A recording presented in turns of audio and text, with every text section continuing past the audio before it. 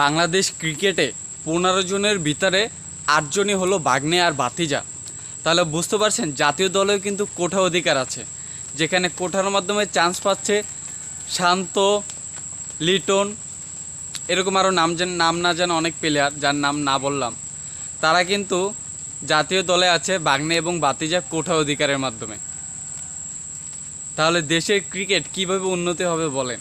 মানে যারা যোগ্য না তাদেরকে বারবার সুযোগ দেওয়া হয় এবং তারা বারবার ফ্লপ মারে এবং আমাদের হৃদয় ভাঙে এবং আমাদের দেশকে নিচু করে।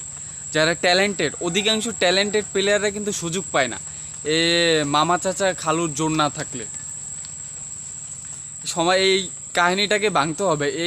আমরা যে দেশটাকে যে স্বাধীন করলাম, এখন ক্রিকেটটাকেও স্বাধীন করতে হবে।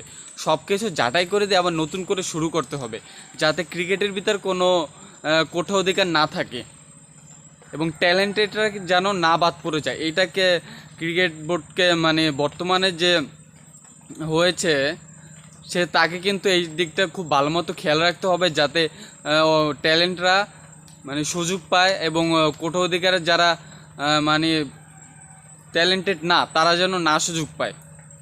আগের মতো যেন ক্রিকেটে আর দুর্নীতি না হয়, তাহলে কিন্তু সেই অবস্থা হয়ে যাবে এবং এটা ক্রিকেট বোর্ডকে এখন বর্তমানে ভালোভাবে নজর করা উচিত।